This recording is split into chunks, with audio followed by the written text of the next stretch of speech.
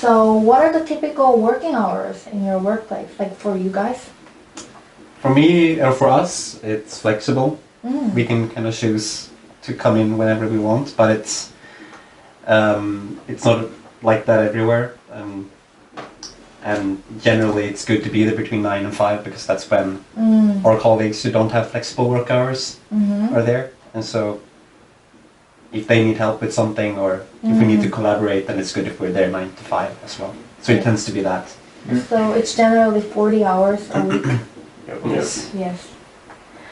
So, is there like strict hierarchy in the workplace? Like you have to listen to a boss or? It can vary quite a bit. Some bosses, I guess, want to be bosses, and some bosses want to be more colleagues. In our case, I think we have one that's more on the colleague side. Yeah. So how much vacation you usually have in a 1 year? 6 weeks. 6 weeks? Yeah, 5-6 weeks. Oh, but you can't really use it all? Yeah. Yeah. I think we're obligated to take some of it out during the summer. Yeah. Okay. That's about that. Usually it's like 4 weeks in the summer, and then you have like a week during Christmas and like the holidays. I have actually worked in both the private and public, so I have some insights. But I think I prefer the public. Why? I don't know. It sort of feels as if you're contributing directly to society rather than someone's pockets higher up in the ladder. So the working condition is not that different, like. Yeah, a little bit. In the public, it's more. It feels a bit more like there are more eyes on you to, not, follow the rules as they stand. If you slip up and maybe you don't report a business expense, or if you've traveled somewhere and haven't reported it properly, someone might get really pissy because it's governmental money that's not being spent correctly or documented correctly. Whereas if you're in the private sector, recent, but within the last year there's been a lot of news in the media about people not reporting their business expenses. Like, let's talk about the trade unions, the labor unions. I heard that in Sweden, almost 66.8% is in the trade unions for the workers in 2015, and also for the collective bargaining coverage was 90%. So, do you think the labor union have good effect to your working condition, or it doesn't affect that much? I'm not in the union. I have no clue. Well, it's always better, to be a collective, I think, than being alone when you're discussing pay, and that's the greatest benefit, I think. But what about the wage? I mean, Sweden doesn't have a minimum income. In Korea we have. So there might be a chance that if the wage is formed by the unions, then it might get lowered because there's no rules for it. It doesn't.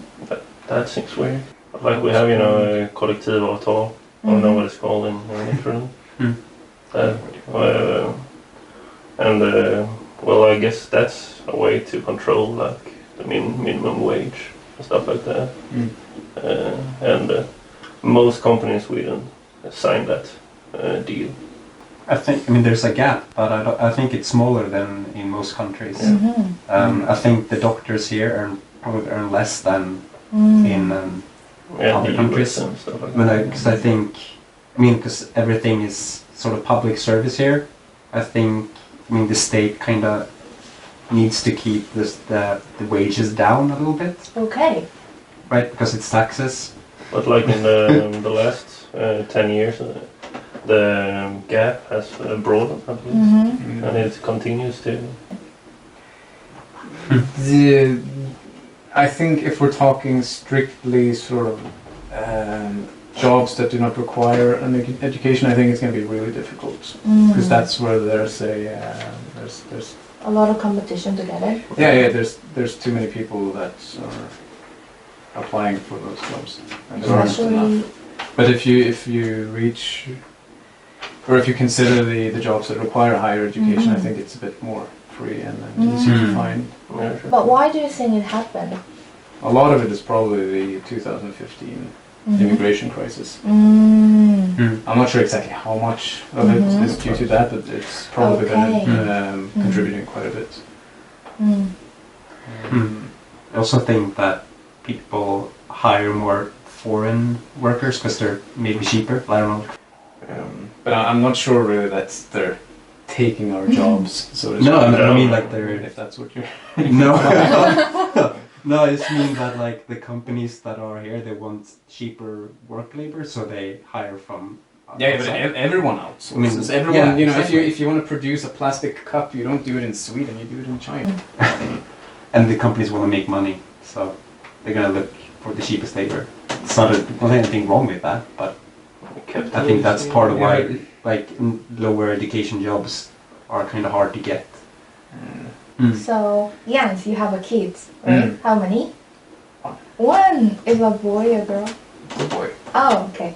So, but Gustav and Matthias, you don't have it yet? No, Yeah. far away. Far away, okay. So, are you going to, if you have a kid, let's assuming that, are you gonna use a parental leave? You have to. Oh, you have to? I'm definitely gonna use it. You have to. Yeah, like 3 months or is it 6 Yes, months? 3 months are reserved for each parent and you have to take. Really? Yes. And of course you want to spend time with your kid if you have a kid. Like I'm on month 6.5 now, of 8 total. Yeah, so But also employers are allowed to use parental leave? maybe they have to, as long as you report minimum 2 months ahead of time, they have to grant you parental leave. There's nothing they can do about it. Okay. So it's very natural to use a parental leave in Sweden for a man too. What do you think about the phenomenon called latte papa in Sweden? I don't know what that is. Oh really? No. It's like latte papa is like a parent who take the parental leave and then have a latte and like. Oh. oh yeah, and drive them.